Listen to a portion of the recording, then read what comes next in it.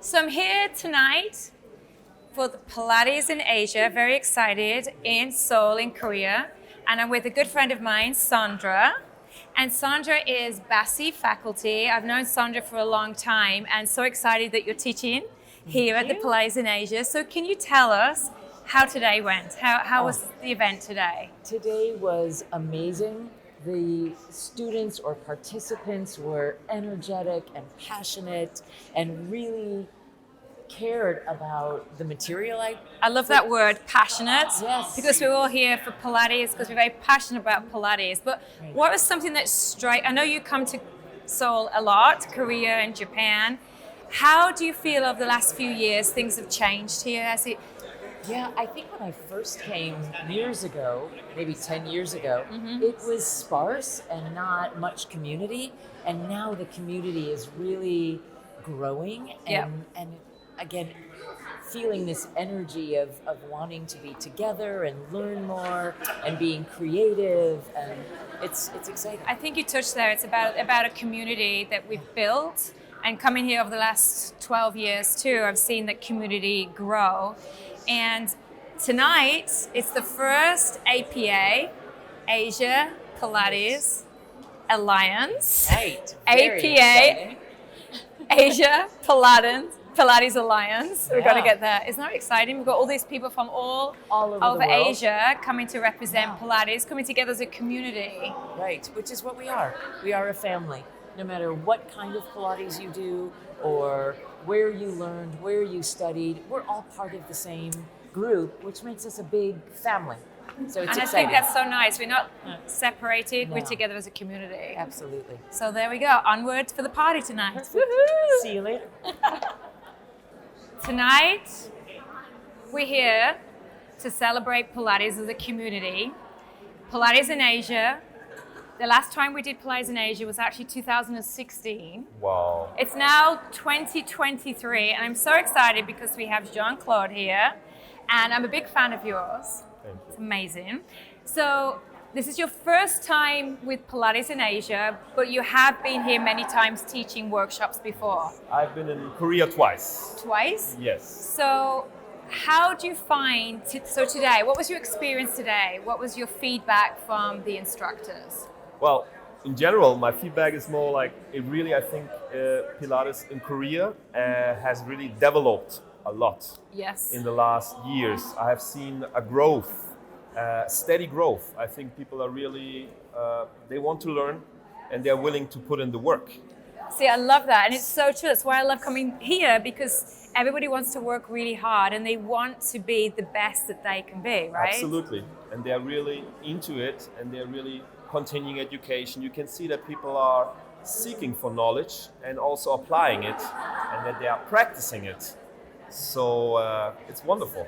And I actually say over the last 12 years of coming in, I've seen like a huge difference in their alignment, in how they perceive Pilates too, because they realize now there is a global community and they're not on their own, right? So doing events like this brings you and all the other amazing instructors here to show that we're all a family, doesn't matter what school that we came from. Mm-hmm. And so what do you think the future is for Pilates in Asia? What's your...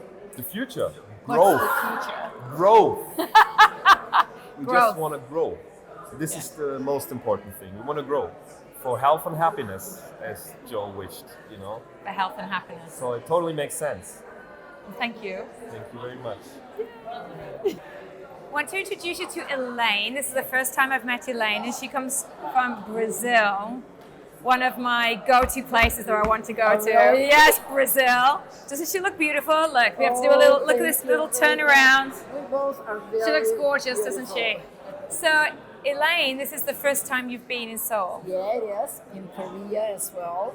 And how did today go with your class? It was wonderful day. Well, I taught at the very beginning. I started teaching at the very beginning of the conference, and I taught some standing exercises for the students that were there. And at the end of the class, everyone was standing and moving and balanced and quite dancing, and that was wonderful.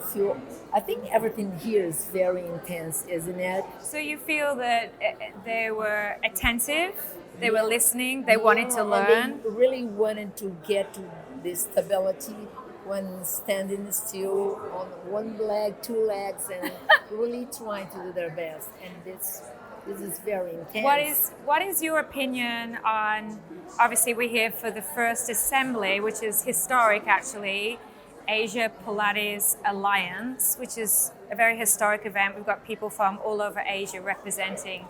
What do you think to this movement? Do you think it's a positive? For sure.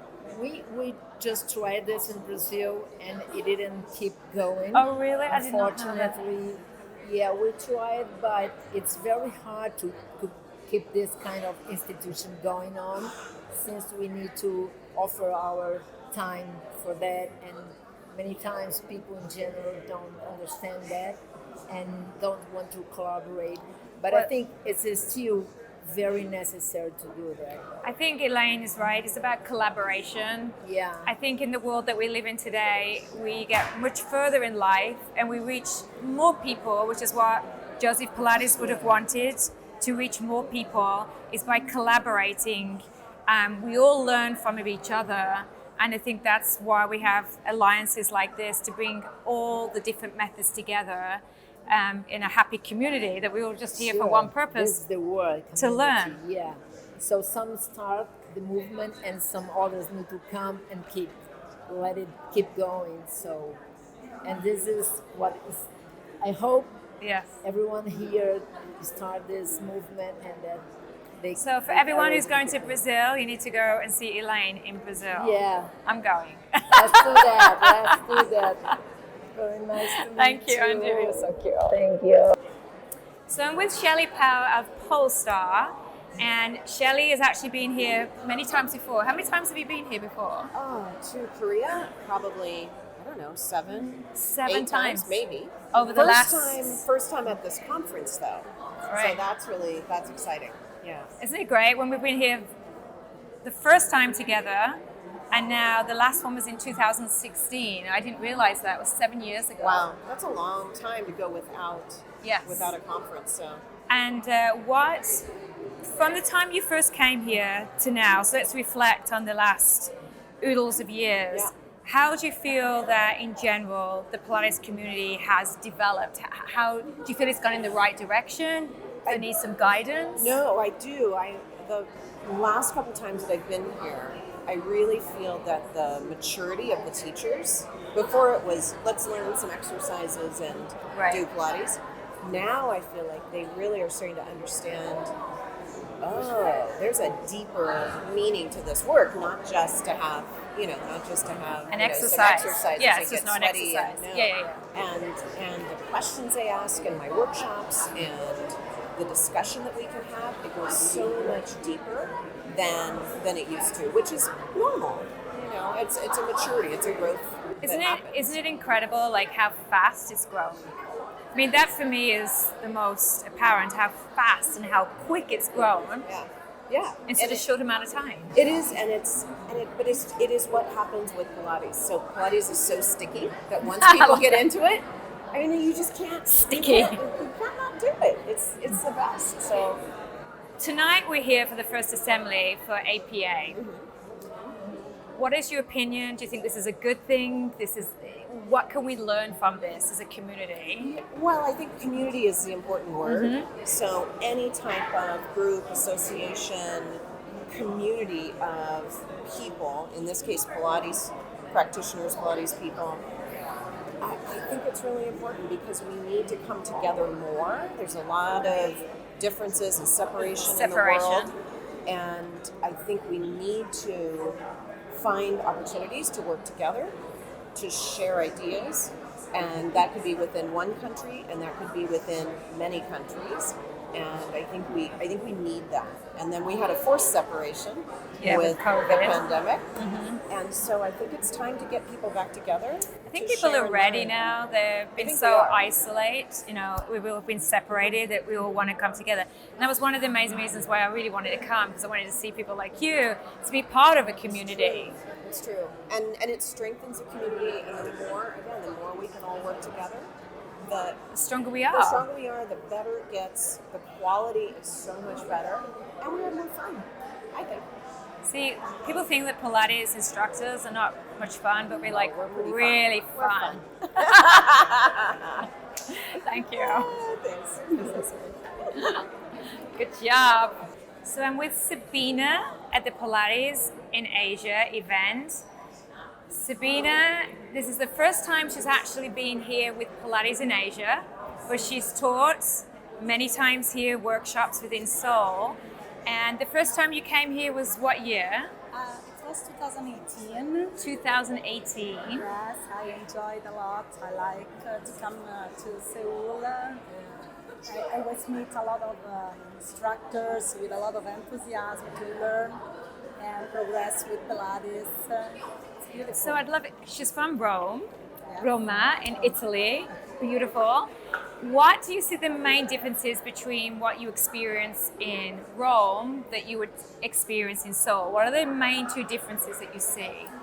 Well, there is, I would say, mostly on the mind part. Like I see instructors and Pilates enthusiasts are very concentrated on the mind and breathing aspect, and which is pretty oriental, much more than what we struggle to do and to teach in Italy or in Europe. Right. That's the part that we sometimes have, In Europe, you have hard time with the mind-body concept? Sometimes. It's because of the personality. More on the Yes, of course. I know. I'm European myself, but I'm a Brit. I'm from Britain. But I know the Italian, the Spanish. It's the the attitude. Yeah, but sometimes it's hard to drive people from the physical part of Pilates to the mind body. Here it's much easier because they are. I feel my personal experience is that here they are closer to meditation and calmness. They're calm until they start moving, and then the tiger comes out in them. I've seen it. Yeah. The tiger comes out. The tiger comes out. Well, That's true. It's true, right? They seem very. From my experience of teaching here in Seoul, honestly, I always think they were very quiet. And because I've come here so many times, as soon as they know you and they feel comfortable, all of a sudden the tiger comes out and much more outgoing. Feel more confident, and it's beautiful because then you see the fusion coming up. Out. Their personality, Yes. Confidence. Confidence. True. Thank you for coming. Thank you. You're welcome. You look beautiful. So we're here. It's Pilates in Asia. We're in Seoul. I'm with the famous Brent here, and he's with Polestar. That's his company, of course. And I love the attire, and he's even got, see this little thing here? This is his transverse abdominis. He's actually wearing a corset It's today. also where I store my crumbs. Your crumbs? Yes, like, when you're eating. Yeah, I just store it inside the cummerbund. I just thought when I saw this, I was like, oh, you look like you got your transverse abdominis working It is here, and the he's right pulling direction. it. Exactly, transverse, yeah. And your pelvic floor, which is from the workshop today. Just breathe. So Brent, Tell me. over the years that you've been here, what main differences have you seen with the development of Pilates in Asia? Well, we've certainly seen, not only in Korea, but in China, in Japan, in Malaysia, Indonesia, we've seen a significant increase in people that are not only learning to teach Pilates, but participate in Pilates. So the craze has continued. Big upsurge right big now. upsurge. And for us, especially in China, we've seen just huge upsurge of Pilates education. So that's So Probably the biggest change. that's an upside. Yeah. So what do you feel the downsides of this is? Downside. The downside always is when there is a certain level of teaching or training that's going on, then there are going to be people that are going to peel off and do a lot of sort of Dolly Dinkle kind of schools and education. Dolly Dinkle. Now, I translate that. I'll be the translator. Dolly Dinkle means crap. Well, it comes from the dance world, right? Dolly Dinkle. Dolly Dinkle Studio is, where somebody just opens up a studio, makes a little bit of money, and they call it but the quality's very low. Brent's Pilates, but it's not yours. That's Yes, right. exactly. So they take somebody else's, manual. Move it That's around happened a to little me bit. many times. Many times. So that has happened, and what that does is it sort of lowers the quality that people are getting exposed to that have not gone through the rigors of learning how to be a proper teacher. But I think that is an issue right now. Which it's great that Pilates is expanding, it's got a new big upsurge. However, the problem is that there's a lot of teacher training programs out there, but a lot of times people go for the quick fix. We're in that arena where people want it quick, and they realize when it's not a quick. No, and we tell people pay now or pay later kind of idea, whether it's in the education or in the client coming in. That's so true. And it's like you have to put the work in, or it doesn't have the same It's an outcome. investment. It's an investment. It is an investment. So even for the trainers, for example, it's very important that they are, realizing that if you go to one of these small, cheaper programs, you're not going to get the depth of knowledge, or the training, the knowledge, or the ability to work with diverse populations that you would get with a more, I mean, just me as a studio owner, even in Los Angeles, it's very challenging for me to find instructors because when I hire, I want them to come from a reputable training, and a lot of them don't. So I consequently, and I'm in Los Angeles. And imagine this, that even when we've trained people and they're halfway through their training, they get picked up by somebody, are making more money than they've ever made before, don't finish their training, and become self-proclaimed Pilates teachers. And then a master trainer. And then a master trainer. And then they open up their own school. Anyway, we could speak forever on We should this. talk about positive things. With the positive about this, what's the positive about the upsurge in Pilates? The biggest thing is moving, right? So I think when we talk about the idea of being in a sedentary world, Yes. and the fact that so much disease and mental health is related to inactivity, Especially after COVID too. especially after COVID, that when we do engage in movement, we do engage in activity, it is always a win. And I'd rather see people even doing, faux Pilates or those kind of things because it's movement. And movement is always going to win. So I would say that anytime we can increase the world's awareness of moving, we're doing a good thing. If we heighten the quality of it, even a better thing. Even a better thing. And obviously tonight is the first assembly, which you will be doing the keynote speaking for this, which is kind of a little bit of history here. I know you've been involved with many organizations in the past. So now we're going to get another one here, which is fantastic, APA. So we're representing all the different countries in Asia. Obviously this is a positive. Did you see that? Did you see what Did Dan you just see did? that? We're talking very serious matter here about the positive of APA. And that is to be the future leader of the APA. That man there, yes. Yes, that He's was the leader. Oh, okay. Well, I guess we're done. But We're to done? answer your question quickly. This is about let me lead you in. What is the positive? No, I'm going to say this. What is your opinion on APA in 2 sentences? Anytime that we can collaborate to share and to increase the quality of movement is always a good thing. But it always requires collaboration, minimizing ego, I love that. optimizing, sharing, and learning from each other. Community, coming together, letting the ego go, and be it. Which I think that's why I've always loved the Pilates community. It's always been that way. Collective for the greater good. Thank you, Jason. Thank you.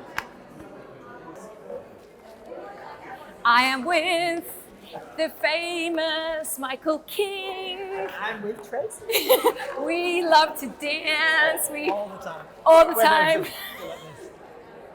And we have the British sense of humor because we're both from England. We also remember disco.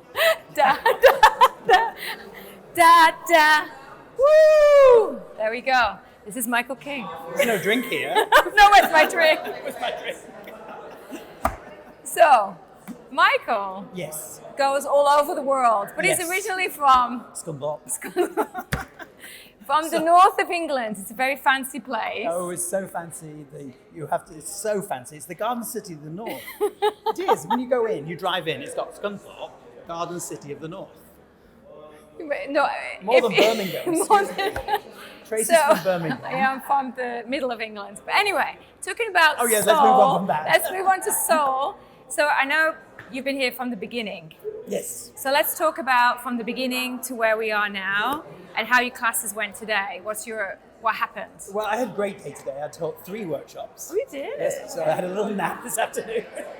And the workshops were great because I think as it's grown, the teachers have got more questions and they want to know more things. When we first started coming here, I didn't really know it was much. all very new.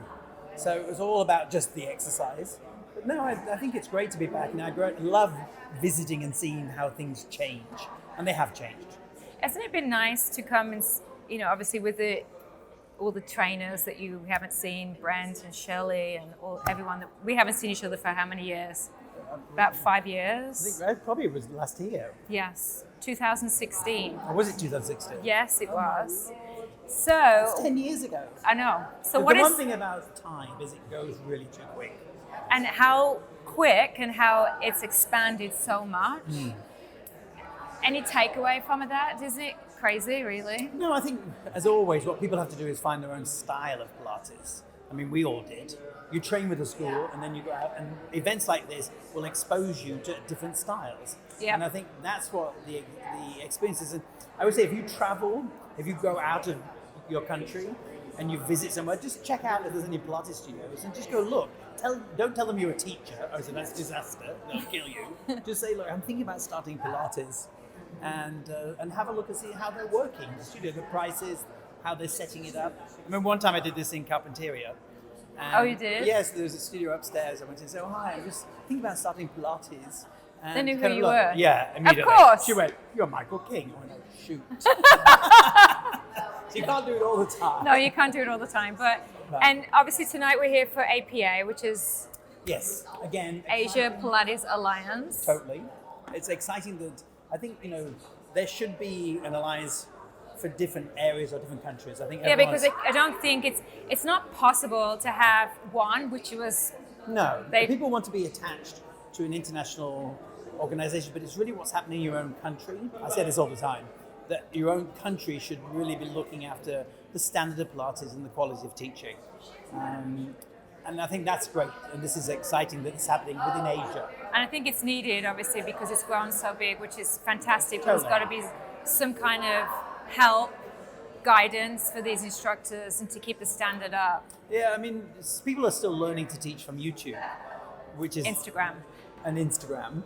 And that's the challenge we've got, is that a lot of teachers spend a lot of money and a lot of time teaching and training, but then a lot of people don't. And so Well, you can see the huge public difference. don't know if when you go in. So I would say if the public listening to this, when you go to Pilates, just don't be rude. Just say, look, I'm just interested in your training. How did you start? Make it more of a compliment than an attack, and just find out exactly who you're spending money with. You do the same with everything else, with restaurants, with hotels, with hairdressers.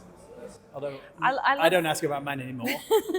I love the analogy when you're talking about when you first become a teacher. Really, there's a difference between a teacher and an educator, really. And, yeah, a teacher and a presenter, instructor. Instructor. So an instructor instructs movement. A teacher is responsible for outcomes. So they're checking that the clients understand, and it's a big difference. So I've been talking a lot about that today, that, you have to evolve as a teacher as well as it's not about more movements, it's about you how you're communicating and what you're saying. because the basic movements is where you're always going to get back to. There's It's only the so many foundation. ways to do the 100. You cannot vary the 100 that much. No, there's only so many Put one leg ways down. that you can do the roll up. Yeah. But it's So- how you dig deeper is how you No, roll. it's peeling back, understanding the body more. I Yes. mean, I have a lot of clients with a lot of problems that I have to change things for. And I love that. I love it. I love the challenge of having to think more about what the client can do and what the client can't do. And that's what keeps me. I've been teaching now 45 years, as scary as that is. 45 years. And so I'm only 46. I started at 1. And people say to me all the time, don't you get bored? I said, no, I get tired like anyone. We have long days, we have difficult clients. I said, but no, because every client's different. So what you bring to it is you. Is you. Is Michael King. So we're going to go out on a dance. We go. Da, da, da, da, da, da, da, da. Oh, I did. So I'm here with the amazing Gillian Hessel. Doesn't she look amazing? Thank you. So this is the first time you've been here for Pilates in Asia. Correct. Have you been here before to teach? So Never this is the been first to time. Korea. Never been to Seoul.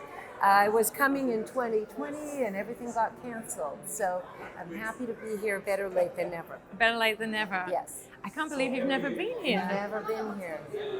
And how was the experience with your classes today? How did you My find? classes were amazing. The students are so eager to learn. And I have to say, my translator was amazing. Incredible. I'm not having him tomorrow. I'm a little sad though. So, is there any takeaway that you can say, like, that really hit you from the students, their feedback? What was one thing that you could say that really was like, oh, I wasn't expecting that? I think that I was talking about precision and having an eye, and they're obviously very experienced teachers that are here to learn more. That's great. They really were responding, asking good questions, seeing details that I was surprised and pleased. Isn't that great? Yeah, though, when you a nice high level. I've been teaching over 40 years, you know. So the level of students when we're working with teachers has gone up.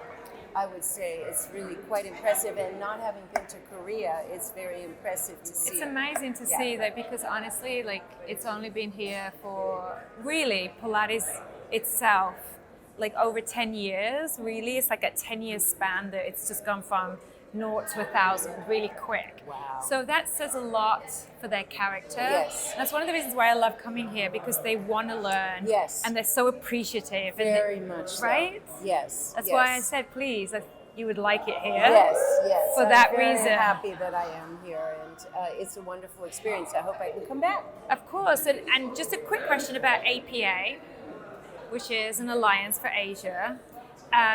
What is your takeaway from that? I mean, do you think that makes us a stronger community, having all these alliances come together? Absolutely. I think it's really important. I've been to Singapore and a smaller scale of this kind of conference, and it's wonderful to meet people from Indonesia and Malaysia. Jakarta. Yeah, it's in China. Really, and there were people India. from India Yes. in my workshop, which was really Dubai, fun. I had Dubai, yeah. Yes, yes. So it's quite an Mongolia. interesting- Wow. I had 2 ladies in the here from Mongolia, and I said that they were the first people I ever trained from Mongolia, and I'm like, wow, this is.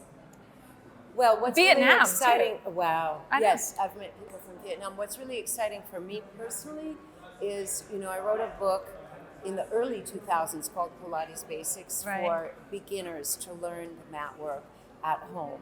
And it's been translated now into Chinese and as Really? of today in Korean. Oh. Yeah, so I have my book tomorrow at a little expo, and I'm going to have it in Chinese, fantastic. Korean, and English. That's so great. Very exciting. And it's Very just been exciting. translated. Yeah, as a matter of fact, the publisher was just here today. They brought me flowers, Oh, and that's we so sat great. and talked, and yeah, it's very exciting. Oh, I didn't know that. That's great. Yeah, I'm really excited about Thank you for coming. I'm sure everyone's Thank very you. happy to see you it. here. Yes. And thank you for being here.